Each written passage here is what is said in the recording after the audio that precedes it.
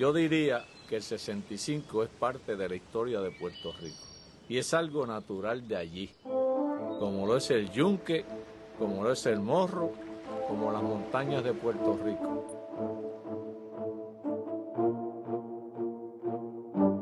El honor más grande que Dios me ha dado a mí es el haber sido miembro del 75 Infantería. I feel like it would be my obligation too to fight for the country, even if I'm Puerto Rico. You know, I'm American too. I was very glad that Puerto Ricans were on my side. Almost 95% casualties during the entire. Nos estaba llevando a una masacre y por eso yo me negué. These become the largest mass court-martials of the Korean War. There was a stigma in the history of the U.S. Army. With meritorious service to country since 1899, with honors, decorations, and tributes, the Borinqueneers' toughest fight would not be on the battlefield.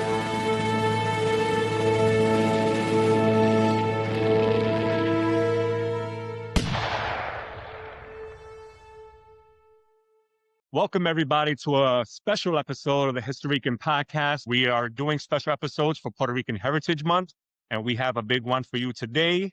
So let me tell you about our guest. Noemí Figueroa-Soulet is an award-winning filmmaker, historian, and author whose work has preserved and elevated the legacy of Puerto Rican soldiers in U.S. military history. For over 26 years, from 1999 to the present, she has dedicated her career to documenting and advocating for the 65th Infantry Regiment, known as the Borinqueneers, the only all-Hispanic unit in U.S. Army history.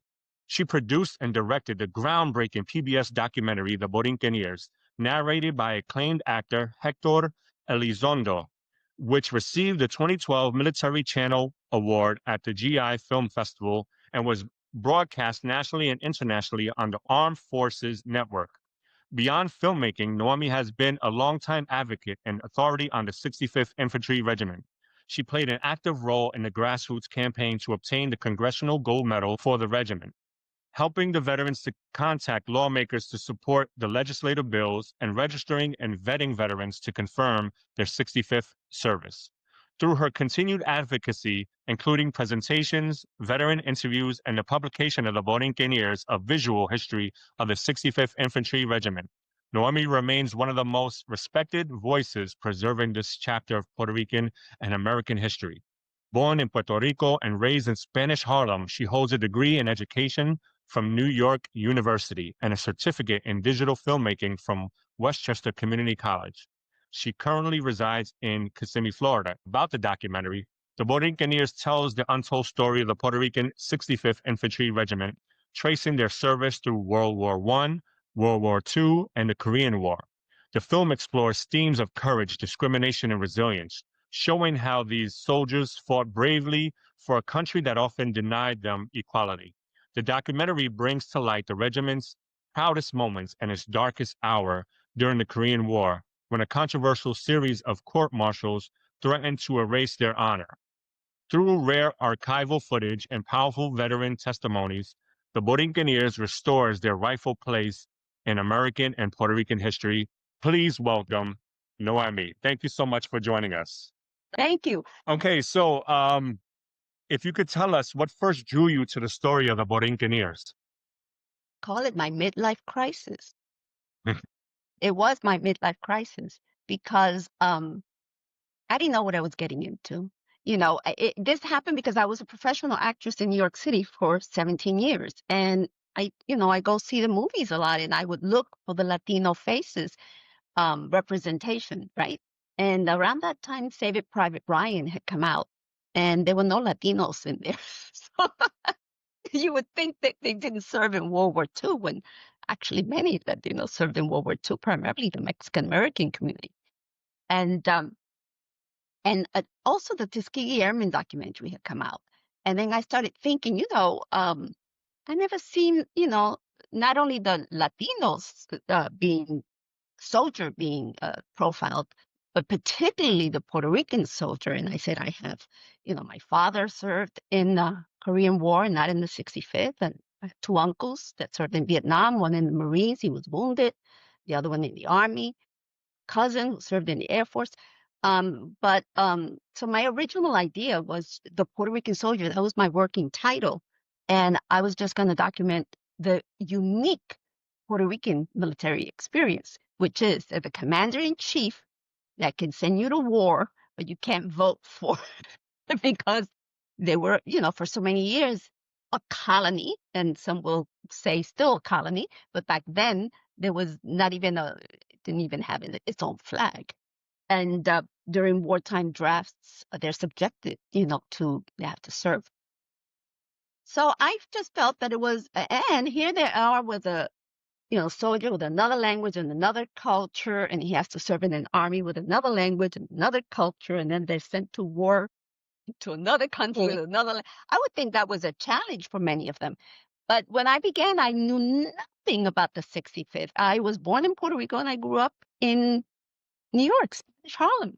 And that wasn't taught to us in our schools, And I really literally bumped into the story of the 65th and I realized, and the court martials that many people had not known about. When I bumped into that story, I says, oh my God, this is my focus. This will be my story. Because the Puerto Rican soldier in one documentary to talk about all the wars that Puerto Ricans have been involved in would have been a mini series, not, a little 1 hour or an hour and a half documentary.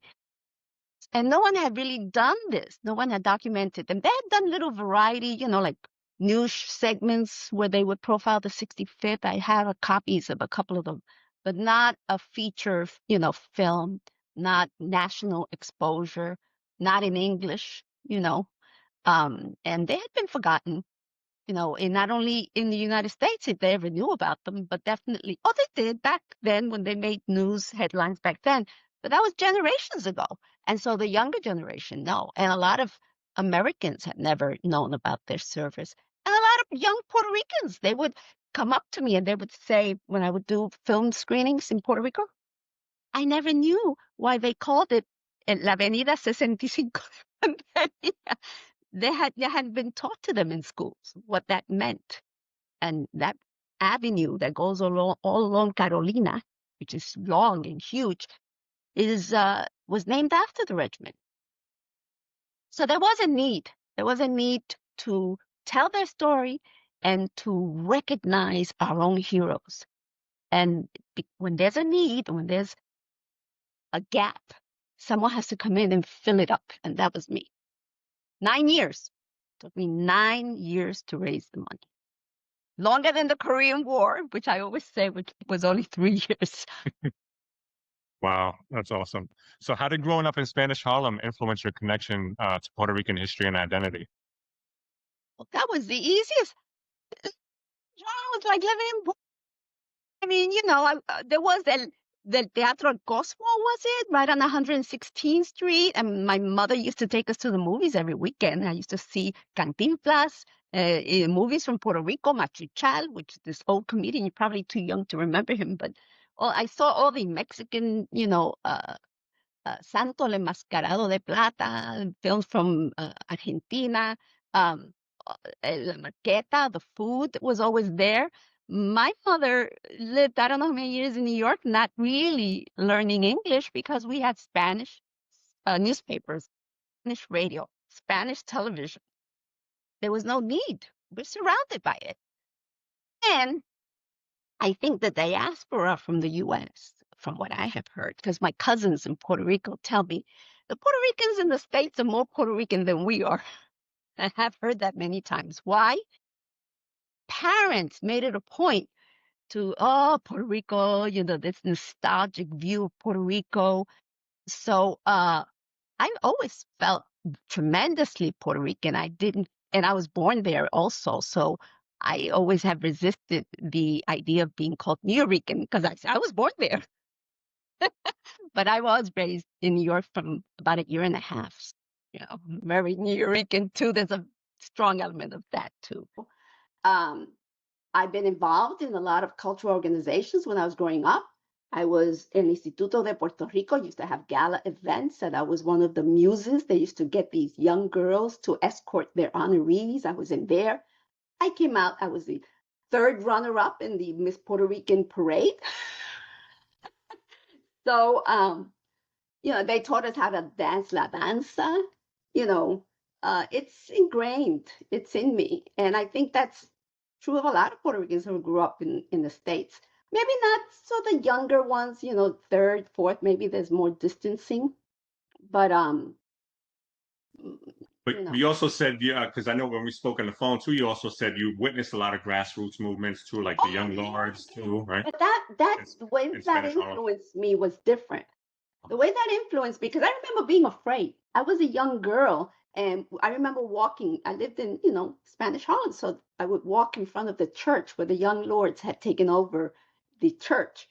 So there was, and I was young. I don't remember, 8, 10, 12. I don't remember. But I equated them with the Black Panthers, where there was a little radical stuff kind of a thing. As an adult, then I learned some of the stuff that they had done, and they did a lot of good for the community. But back then, they were young radicals with long hair, hippies. That's what it was. That's why I saw it as a kid. But it did affect me in terms of you start, this gives you a social conscious kind of a thing. So that when I started the project of the 65th, I kind of began with preconceived ideas. And those preconceived ideas tended to be, victims. They were taken advantage of. They didn't go willingly. They were drafted, they were placed in this position against their will. And I discovered that was not the case. And I had to confront the decision. Do I want to tell a story that I think it is? Or do I want to tell their story from what they're telling me, from their mouths? They're telling me I was proud. It was my duty to serve as an American citizen. I went to represent not only Puerto Rico, but the United States. And that is, even today, if you speak to them, because there's still a few living, and there's going to be one living that's going to appear in my Facebook Live event. That's the way that he's a sergeant major with 29 years of service. So that's the way they speak. You can't change the words that come out of their mouths. You can try to twist the story, but is that doing them justice? I don't think so. What were some of the challenges that you faced in bringing a story to the screen as an independent filmmaker? Money. No money. So the reason it took me 9 years is that I would get a grant. Like the first grant, one of the first grants I got was the Latino Public Broadcasting, And so I would either go research, get archival footage, or go do interviews. Because the problem that I had is they were elderly. And some of them were eyewitness testimony. If you saw the film Betances and Cronkite, they were, when I interviewed Betances, he was like 90 years old. He had been a World War II and Korea vet. And I really felt that that was very important to interview them. So when I got research, they gave me research, like development money, but not production money. But I chose to use it as production money because I was afraid. And sure enough, within a year of me interviewing Betances, he passed away. He passed away at 91. So that was a concern of mine. So I would do some interviews and then submit grants and wait 6 months and be rejected, and then go and do a few interviews and then come back. And so it was a dilemma around the 6-year mark or 7-year mark. I said, I have to do this full time. I'm gonna start collecting Social Security. It's gonna take me forever. And they're dying. And that's when I decided to do it full time with the support of my now ex-husband. But he supported that decision that I had to make, that I had to do this full time to get a big chunk of money, because the biggest chunk of money that I was going to need was editing. Editing was going to be the biggest chunk, not doing these little interviews, go here, Little Rock, Arkansas, you come back and you raise more money. That was not going to work. Well, so there's just like we were at some point, there's many viewers who don't know the story of who these men that you did all this work for were. Could you tell us who exactly were the Borinqueneers and why their story is an important story to claim? Well, when the United States took over the island of Puerto Rico in 1898, they created native militia troops that were really intended to safeguard the island, before that, there had been Spanish troops and some Criollo groups, Puerto Rican groups, but serving under the Spanish army, bandera, flag.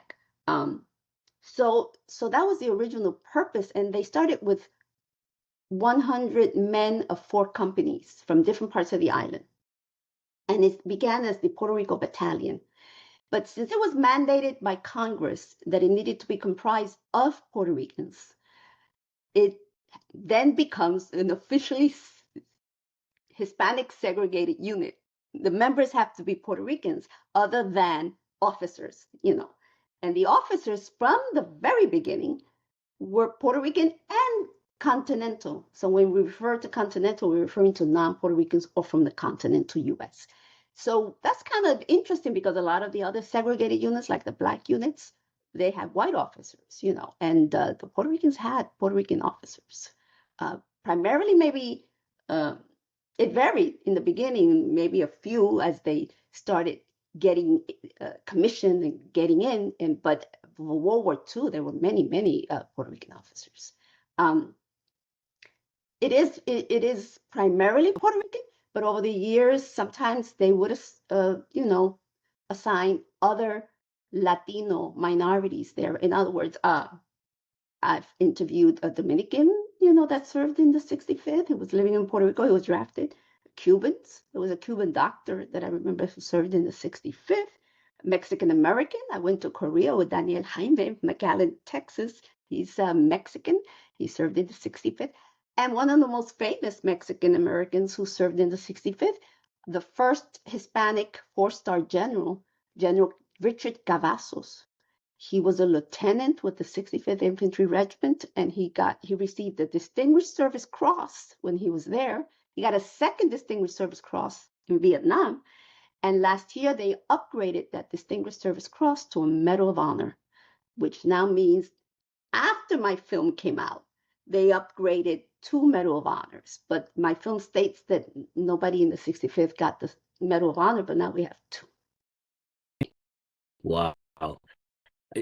I gotta watch it again because I so much rich history. I know it's dense, right? I was pressured to simplify it, and I refused. They don't, you don't have to say that, you don't have to do, make it simple. I said, no, it is a complicated story, and my people will just have to watch it again. Amazing footage. Yeah. Oh my God, that was the best part. Yeah. Wow. So, and a theme you keep bringing up, like that's one thing that's the theme for all of our guests is the resilience and the beauty of of how people show up, no matter what the experience is. You just keep highlighting all the accomplishments and all the work and the dedication they've had. So that's just a beautiful streamline for our stories. Oh, great. In those stories that you spend so much time honoring and hearing stories, how do you think their experience in service reflected some of the broader things that were happening around their experience in the world, like tremendous impact. colonialism, all that's coming up into their experience? Let me tell you what I think after all these years, 26 years, theories that I've come up with. They contributed to the economic improvement of the Puerto Rican community, the Puerto Rican people as a whole. Because these men, for the first time in their lives, were going out of the island. They had never been out of the island. Many, jibaritos from el campo, they were being trained with skills that help them in their future and in their lives. Something as basic as even one veteran that I remember interviewing was an orphan, and he was 15 and he was homeless and he was staying with neighbors. And so he decided to join the army. And he said, it made me a man. It taught me how to cook. It taught me how to iron. It taught me how to, they gave them skills, technical skills, mechanic, communications, English skills. They were able to provide for their families, even at the risk of losing their lives. When they went off to Korea, they had dependents like their parents, and they would give them dependent pay, combat pay, a certain amount of money. They would send money back. Their parents would save their money. So when they came back from Korea, they were able to buy houses from the savings from that. They moved out of the island. They made their careers. If they made a career in the military, they were moved around to Germany, to Panama, to the States. It widened their horizons. Education, Sergeant Major Victor Lopez Nieves went on to get a bachelor's degree, a master's degree. They took advantage of all that was being offered by the military. Do you think in your research that they experienced any of those broader things happening in the world, like discrimination or the effects of colonialism? Did that affect the soldiers? Yeah, but you have to remember that even the concept of discrimination, they didn't think that way. You have to remember that people don't realize the greatest generation, the generational differences. I just was looking at an interview that I did of another one who's a command sergeant major. And if I show you clips of his, he just says, the ones that were the most successful tuned it out. They didn't let them, these things get in the way. They were focused. They used it to their advantage. And so I have interviewed some that felt, we were, discriminated, were used. But by and large, the most successful, the ones that did something with their lives, they kind of did it. It was something to overcome. It wasn't something that stopped them. I don't know if I. No, exactly. Thank you. You have the stories we didn't get to hear, and that's exactly what we want to hear. Yeah. And so, and that is a subject matter that's very interesting to me, because you will have cases where somebody comes back beaten up with PTSD, which they didn't refer to it then as combat fatigue, alcoholic, with violent, with nightmares, with violent whatever. But that generation did not go look for help, by and large, because they didn't have the resources that a lot of veterans have now. They dealt with it on their own, and some of them were successful dealing with it, and some of them were not. That is a given. One perfect example, and I'm trying to think if this was my uncle. I think it was my I'm trying to remember who told me the story. I don't remember. It's a mishmash. But he came back with PTSD, and he saw that it was affecting his family life, and he was violent or drinking or whatever. He moved away from his family and got a little finca. He bought this little finca and kind of lived out of a tent or something. And he hibernated for like 2 years or something like that, living away from his family, dealing with his demons. And then he came back and he moved back with his family, and, he was able to overcome in his case. But that's how they dealt with it. Now a lot of these elderly ones, they have told me, they go for PTSD, they go the counseling that they offer the veterans. But back then, not necessarily. And the same veterans that can have the same horrific experiences, some of them come back and it doesn't affect them in any way, shape, or form. It just, no, I didn't know. I don't think it bothered me. No, it didn't affect my life. It just went on. And that tells me, which is true probably of a lot of veterans, I'm doing the sociology analysis, it really depends on the person. It's like something impacts you and you have a certain personality. One that I interviewed was in tears the whole interview. He was having like an anxiety attack. I thought he was going to get a heart attack. And the good thing is that I was interviewing him at a vet center, because they came in, I stopped the interview, and he was in tears. But he always suffered from nerves. So someone like that is going to react with the same experience as somebody else. He's able to overcome that experience. It's fascinating. I don't know about modern day, but that's what I learned, by interviewing a lot of these veterans. Thank you. And in your documentary, you illustrated how painful the 1952 court-martials were to the legacy of the Borinqueneers. Could you share a little bit about what your research showed there and what did it reveal? No, that's a mouthful, and I think that it would be helpful if people saw the film, obviously, because half of the film kind of deals with the court-martials. I can tell you just general things like when I first approached these veterans, some of them had not spoken about their wartime experiences to anyone, not even the children. And that's common, though, for combat veterans, where if they've seen combat, they don't always share. Then there are those that you can't get them to stop. So it varies. But by and large, combat veterans are kind of reluctant to relive those painful moments.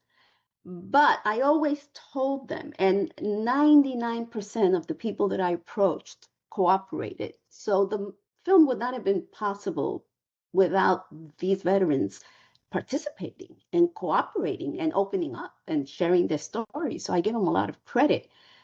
So I would say to them, if you don't tell us what you went through, we won't know, right? So you can keep it to yourself.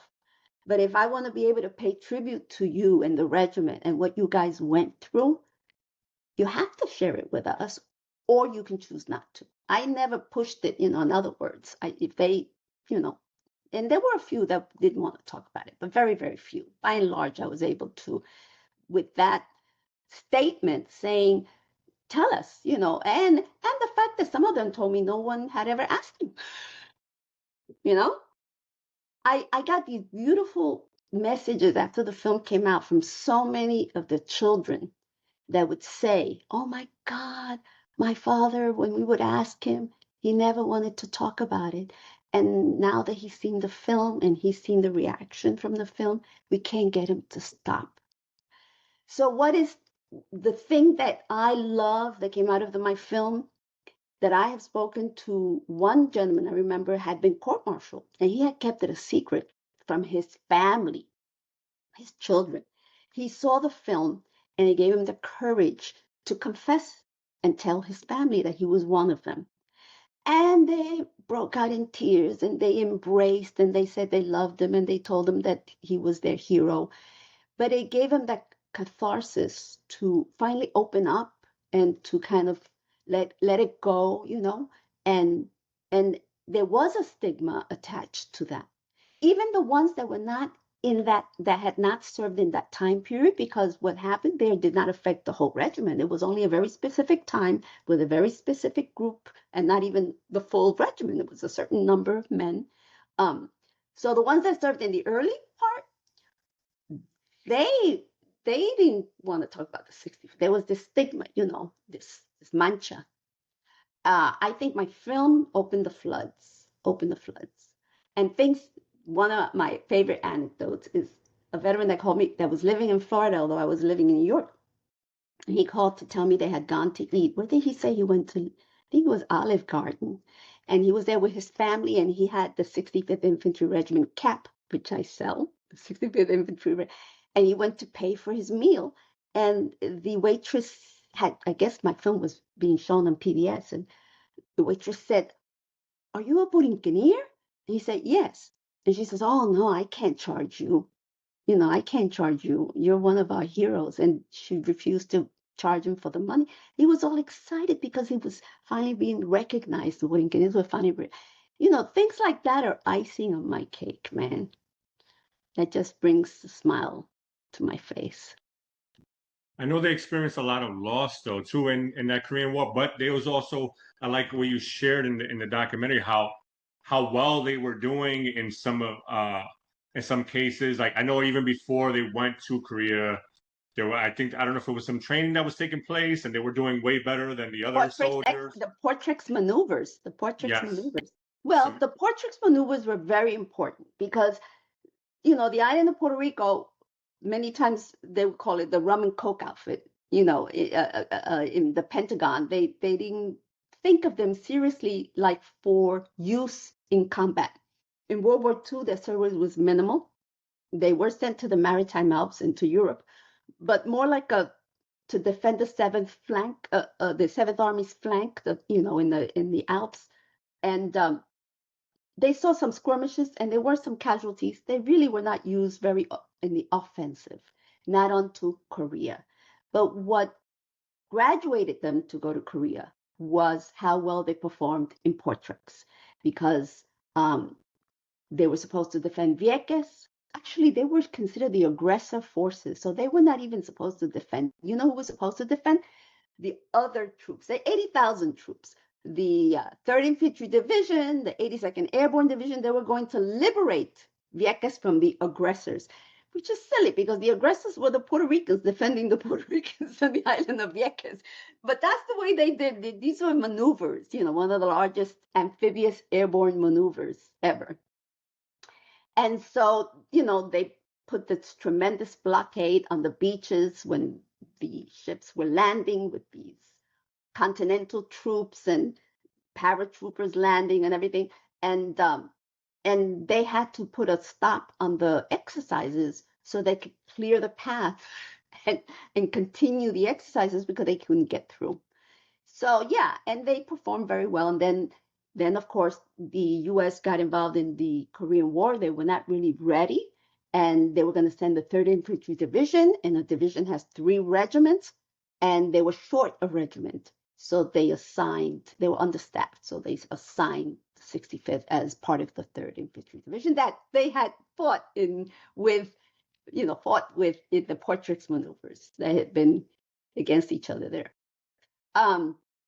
So then, of course, they were able to prove themselves finally for the first time in combat. They were used extensively, and they were considered like the fire brigade, where they would send another troops in from another unit, and they would lose it, and then they would send the 65th, and they would recapture it, and so forth. But the successes of that is, when you think of the 65th, you have to think of them as 2 regiments, which is the first group that arrived with, when Harris called for men because they were understaffed, because they were going to be sent, he asked for men who had had previous military experience, at least 6 months previous military experience. So many of them had served in World War II. The sergeants had been there, most of them with 10 years of service, that served in World War II, long time service. Many of the Continentals that served in the 65th had World War II experience. One had been a ranger, Herman Dammer, who was the 2nd Battalion commander. So they went in and did very well. They were very successful in the way they worked as cohesively as a unit and so forth. Of course, by the time the court-martials happened, that makeup has changed dramatically because World War II did not have a rotation program. Korea did. They assigned certain points that you had to meet in order to be rotated home, and you would get more points if you were in the front lines or if you were in the back. Once you meet those points, it was for morale purposes, because you can't keep, like in World War II, they were gone almost for 3 years without seeing the families. So for morale purposes, they did this rotation program. What does that mean? Because it's a segregated unit, you have to send Puerto Ricans. And so they had a tremendous number of Puerto Ricans that they were sending and rotating the experienced ones who had already experienced a lot of combat back home, and bringing in mostly National Guard units with less training, reservists with less training. And the quality of the soldiers suffered, but also their officers had been rotated. And of course, they were being sent to impossible hills to retain. So when they signed the truce, they would get more territory. So there was a lot of factors for that downfall. It wasn't just one thing. The quality of their officers, the Continental officers also, there were more, I heard, from the South that came in with certain racial ideas, Now, when the Korean War began, President Truman had signed the integration of the armed forces, and that was because they were going to desegregate all the segregated units. But when the Korean War began, it began as a segregated war. So African American units were serving segregated, and the 65th was serving segregated. Although it was integrated, and let me explain why. It was a Puerto Rican unit, but when they arrived in Korea, there were Black Puerto Ricans and white Puerto Ricans serving together. That did not happen in World War II. When they were sent to Europe, they purged all the Puerto Ricans of color so that they could assign it to a white division so it wouldn't be an issue. So in World War II, and they always did segregate because that was the army, that was an army thing. So during the Korean War, they started desegregating. So the 65th was probably one of the last units to be desegregated, and that happened around March of 1953. The court-martials did not help it. So they were going to be desegregated anyway. But I could see the court-martials by then, the quality of the regiment had declined in many aspects, not from the leadership on down. And so they said, this is not going to work the way it's set up. It has to be, and they integrated it. They brought in continental troops, and they kept maybe 7 to 10% were Puerto Ricans in the regiment, but 7 to 10% is nothing for a regiment that considered itself 100% Puerto Rican. So they were very upset about that. You know, the soldiers wanted to keep their national identity of the regiment. You know, they wanted to remain together. It made it easier for them language-wise, you know. But some were happy that they were desegregated because they felt that when you were assigned to a continental unit, you learned English faster. You know, you were forced to adapt faster.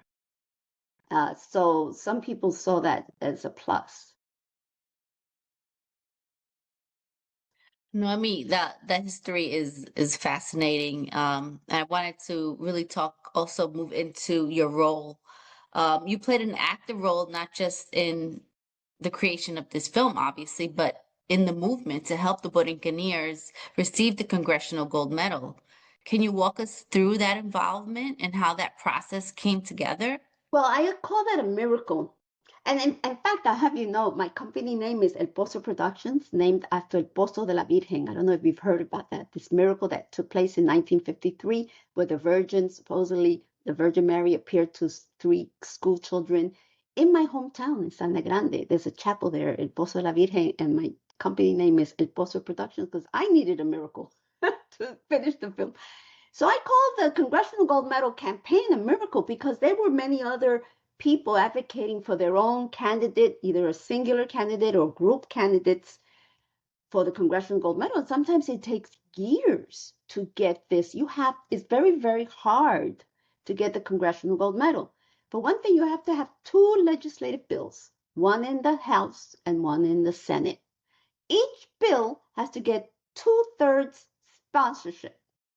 You have to have these lawmakers agree to get 2/3 sponsorship. If you know how politics are now, that's very hard to do. So I always say this campaign really happened because of the 5 million Puerto Ricans that live in every U.S. state.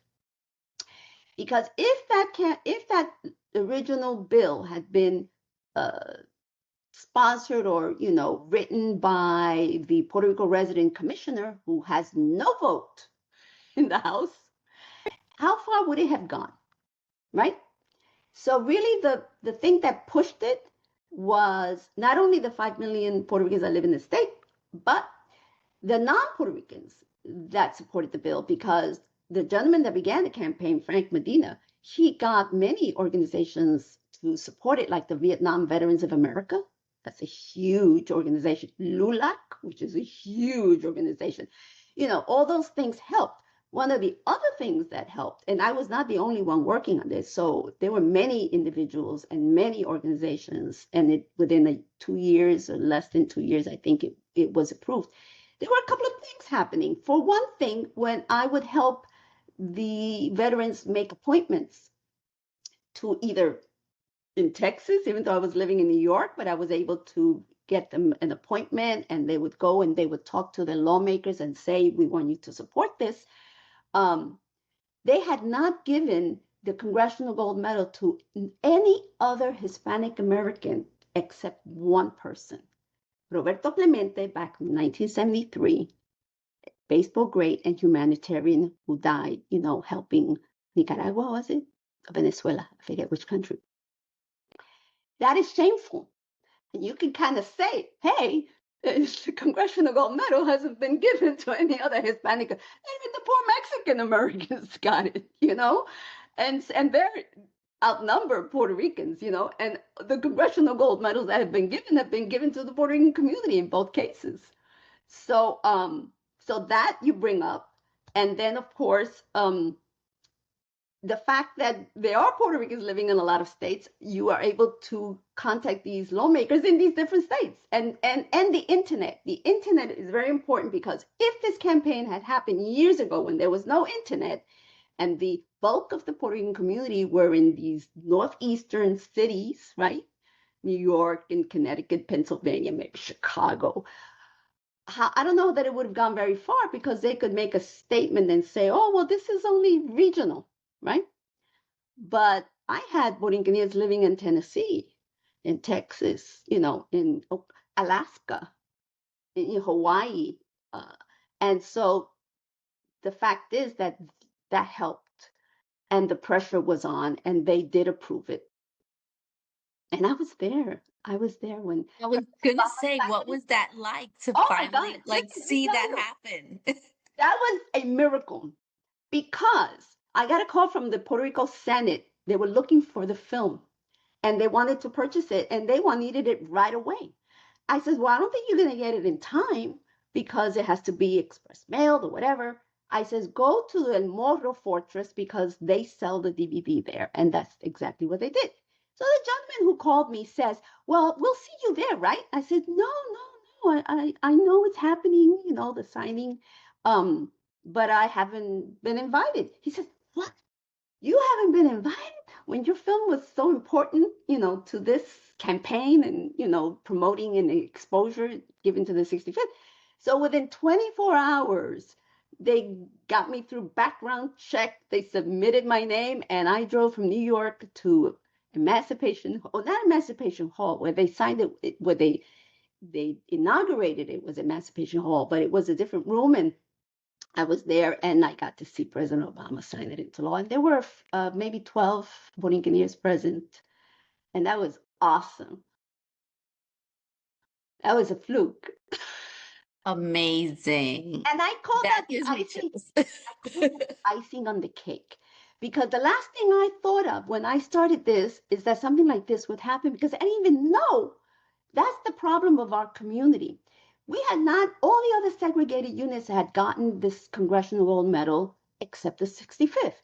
And why? Because our community did not know how it works, the politics involved, what it is, and so it was an education for me, the whole political mobilization and getting the community involved, and and the pressure you have to give to get something approved and get a sponsorship. It was an education. And so, yes, the film has gotten honors. Noemi, oh yeah, no. But really, the thing that I least expected, was the thing that I love, is that these individual veterans are being honored and recognized for their individual service.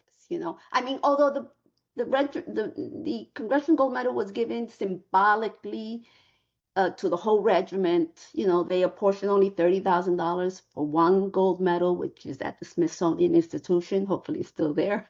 Mm-hmm. But so the replica medals that are being given out is not that Congress apportioned money for veterans get their individual medals. These are because organizations like mine and others, like the Borinqueneers Committee, it's a long name, Borinqueneers Congressional Gold Medal Ceremony National Committee, they raised the money. They got sponsors like Goya Foods and many other, JetBlue. flew a plane from Puerto Rico to bring the veterans when they inaugurated for free. So there were a lot of corporate sponsors. And before I moved from New York, I did a Congressional Gold Medal ceremony, and I got a sponsor, Acacia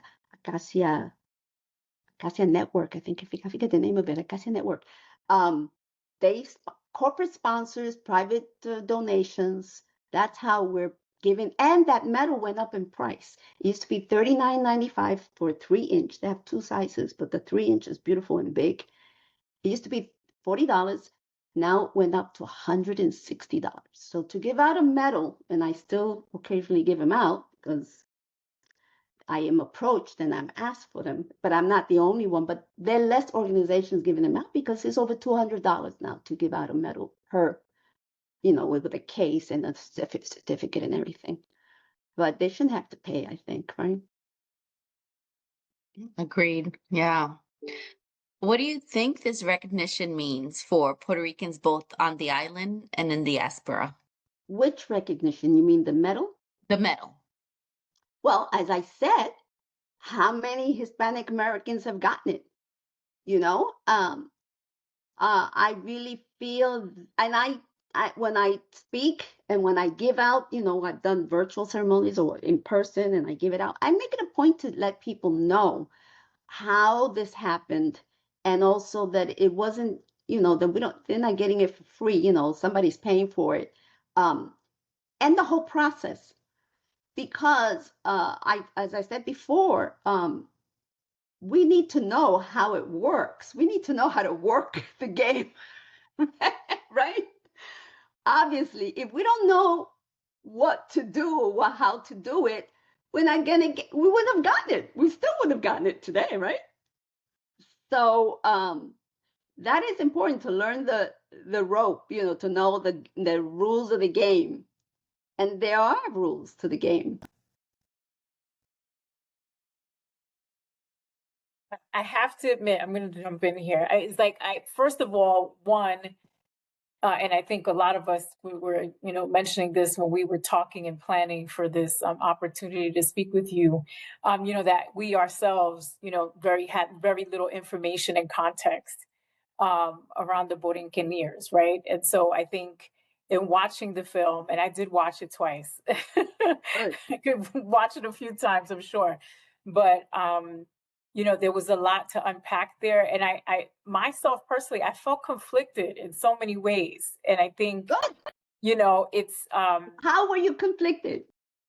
Well, I just to give a little personal context, I know when I was in high school, I definitely considered joining the military as a means to an end. And so when I hear, what was surfacing about, what was the rationale in joining these efforts, pride, just a sense of duty and responsibility, but also what does it bring, to my family, to my island, to my people, and always just considering that. And so that theme kept coming up for me in my head and personally connecting to it too, that idea of a means to an end, and that sometimes you have to make those tough sacrifices in order to, help bring your family up, bring your people up and put us in the forefront. So it is, a sacrifice like on so many levels, even if some of them didn't see it that way at that time. So the fact that, names and faces are being put out there and the recognition is happening now, it is obviously a long time coming, but, it just kind of gets me a little angry to see like how much time has to go by, how much work has to go into, these efforts, how much digging has to happen in order for the hard work and the, obvious essential critical contributions that we've made, how hard it is for it to get acknowledged and recognized. I agree with you, but my point of view is it is what it is. It is what it is. There are so many minorities that have taken the military route for the same reason that Puerto Ricans do.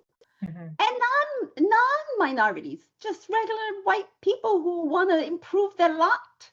they make, choices about joining the military for the same reason. That has never changed. That will always probably be the case. It is a means for some people to improve, and you take a chance. God forbid, there's a war. That's the problem. There is no longer the draft, so we have a volunteer army, but they did have the draft. And, for that experience for men, I can imagine what it must be, where you must have conflicted feelings about whether or not you feel you should go or you can't not go. And that was the case with these men, right? Right. Yeah.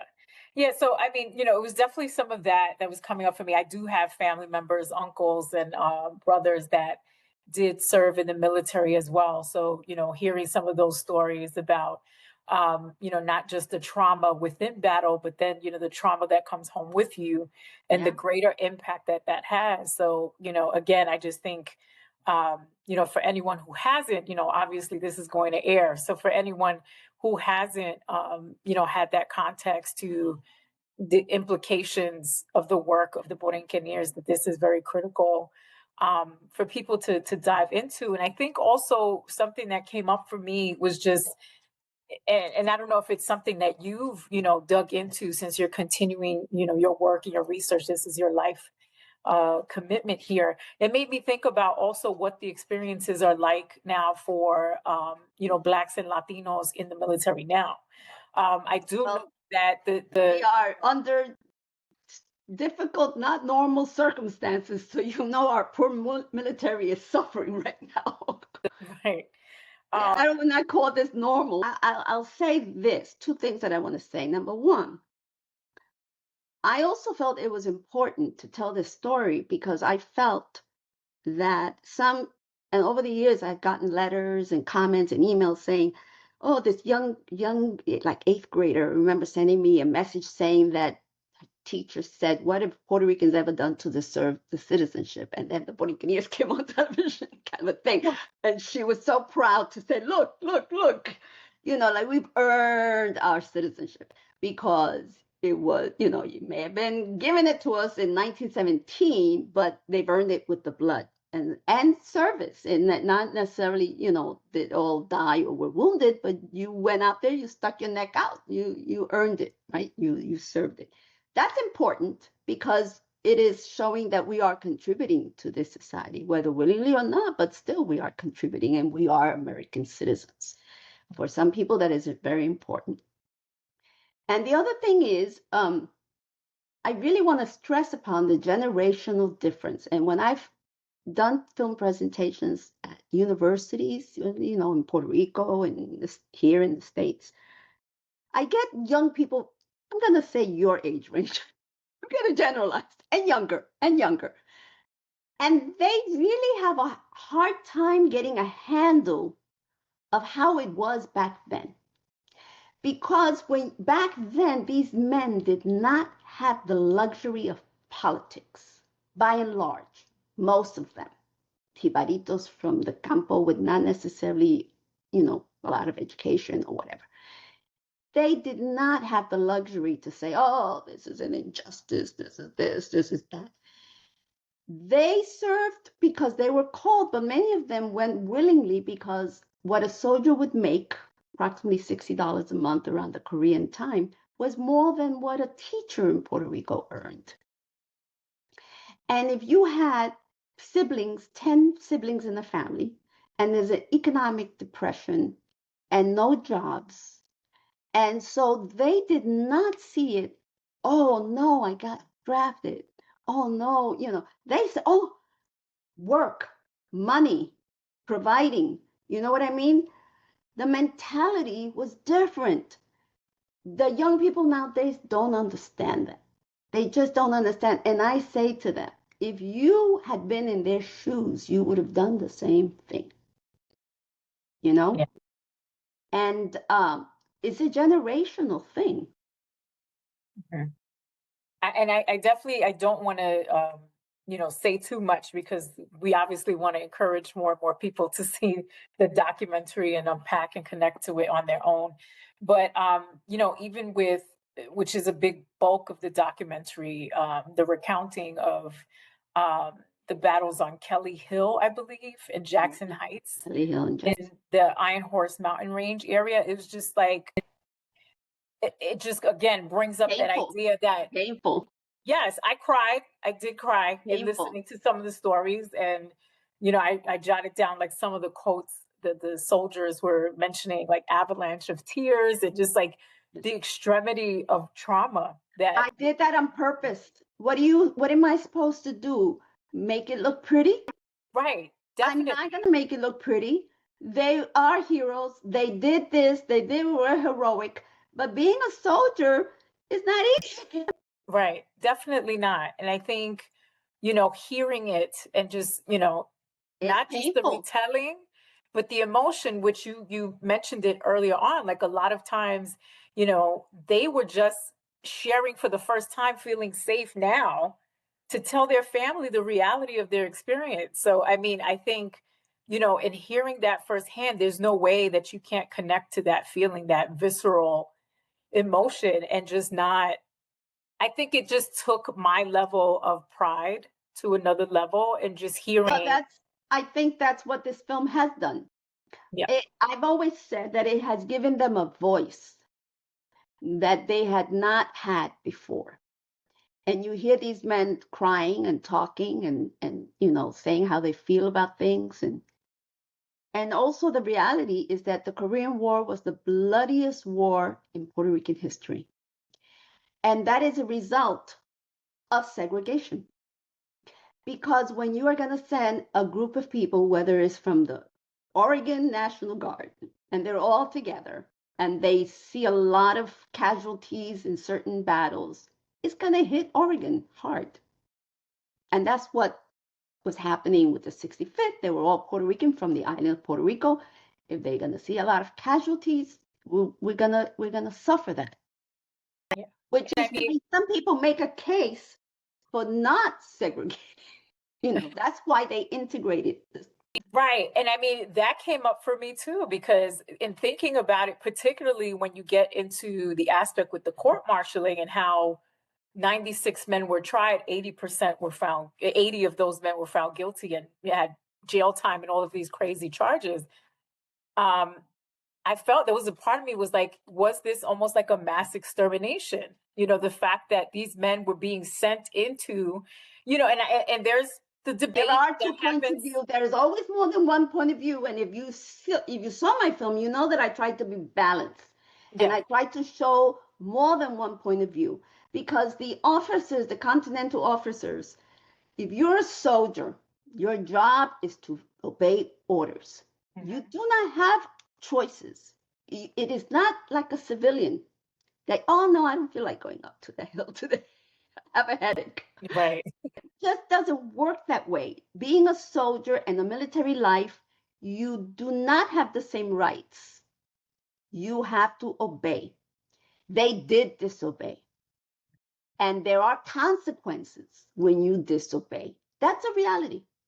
And it wouldn't matter if they were white or black or whatever. If a large group of people are going to disobey, or, even a single person disobeys, they get court-martialed.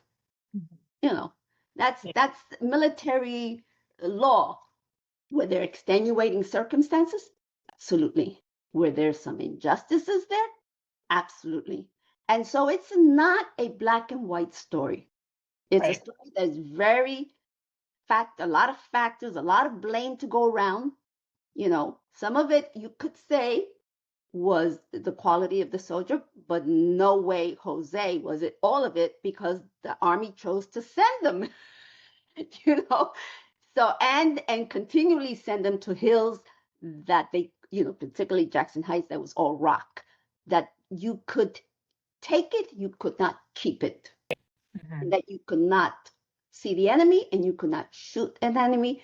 So yeah. And I think that was why, besides all the negative publicity that the Army got and all that, why they remitted the sentences. They did not exonerate them. And exonerating means, oh no, we should never have arrested you and court-martialed you. It was some wrong on our part.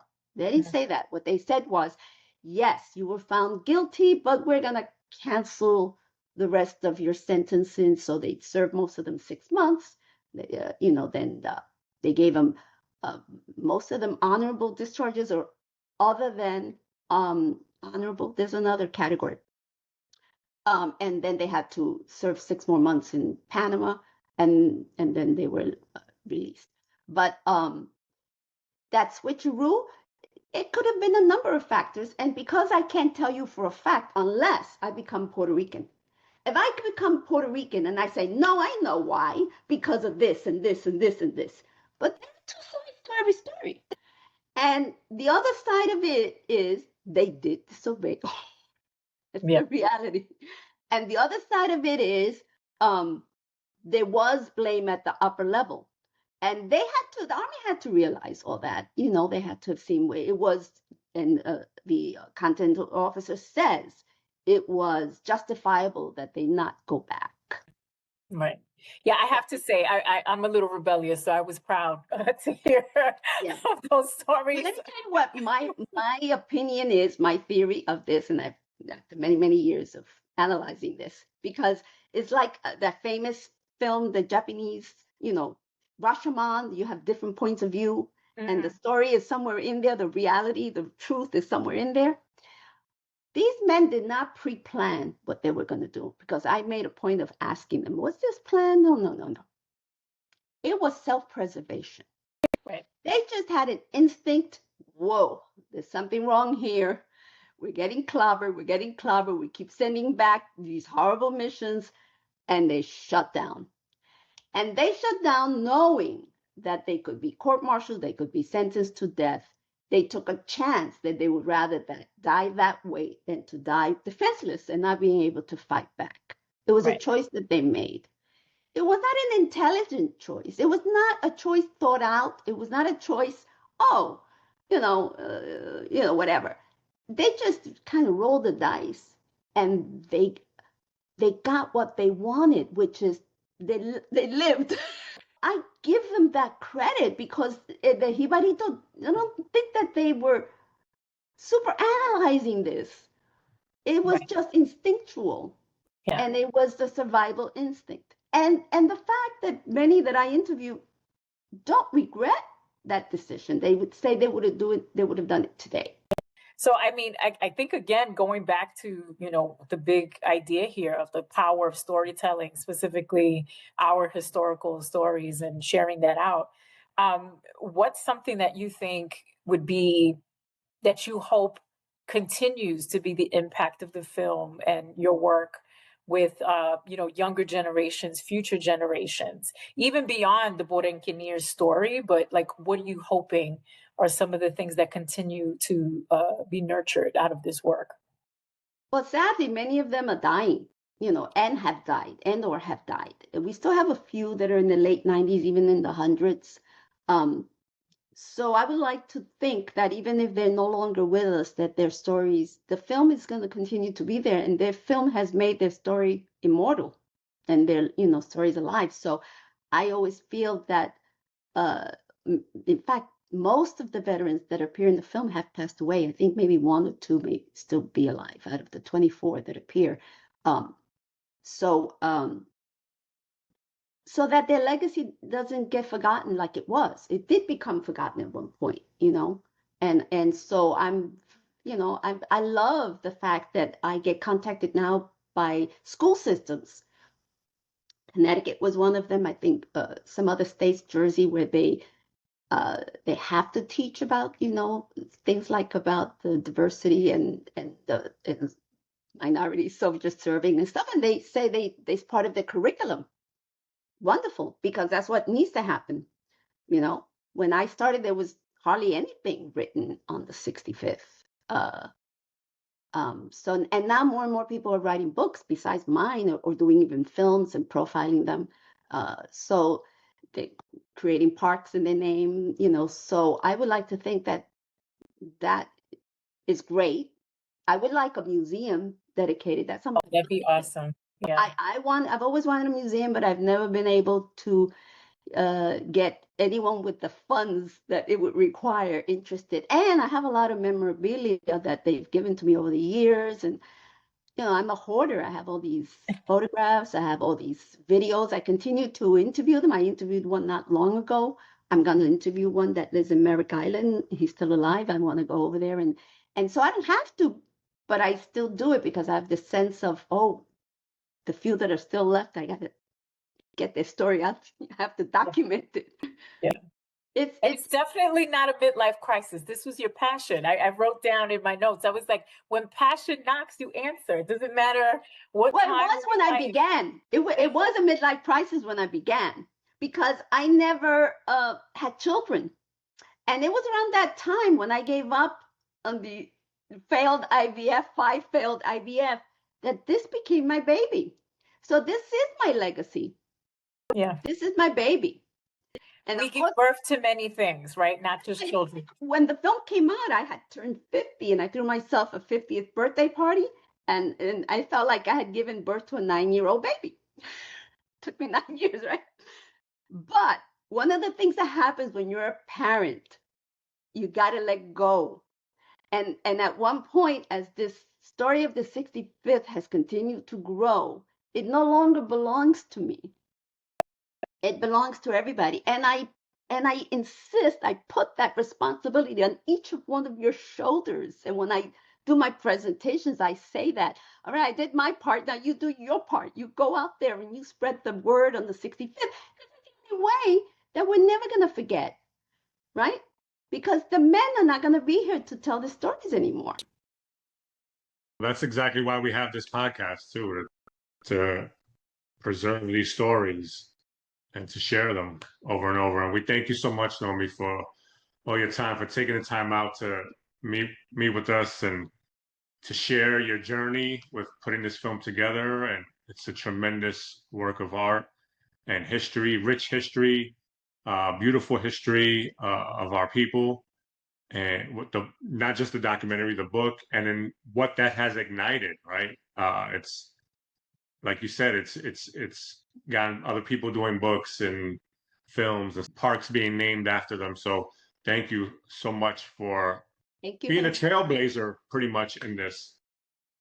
Well, film is a collaborative effort. So you can be the impetus, but you are not going to get anywhere without a team and people that share your vision. From fundraising, I have many individuals that came on board that were strangers, and they just started doing fundraisers for me. I think that's awesome, right? You got to get the community involved and share that vision. And I appreciate and accept your challenge to keep telling the story. Yeah. That's well, you can come and see the Facebook Live event in honor of Veterans Day, November 13th at 6 p.m. It's also going to be shown on YouTube, but go to the Facebook Borinqueneers doc film. The page is there with the link, but you guys are going to share that information, right? Yes, absolutely. And also, I am going to, on my website, I'm putting the visual history book and other products for sale for the holidays. So if people are interested in any of this, including the film, and if you don't have a DVD player anymore, you can still do an online rental and see it. Mm-hmm. And there's a toast that you say you guys do every year, right? October 28th. Next, I already scheduled the appointment, the Zoom. We're gonna do a Zoom. Like if you saw last year's episode that I did honoring your Borinqueneer veteran, Lieutenant Colonel Bart Soto, he has continued the tradition. He was contacted by Cronkite and Wilcom, who was in Jackson Heights. They survived Jackson Heights.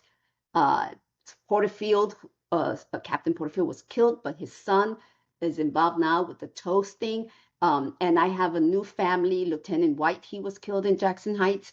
And we do a toast. They started this, the survivors, a couple of the survivors of Jackson Heights battle, because they survived Jackson Heights, and the October 28th was the day of the Battle of Jackson Heights.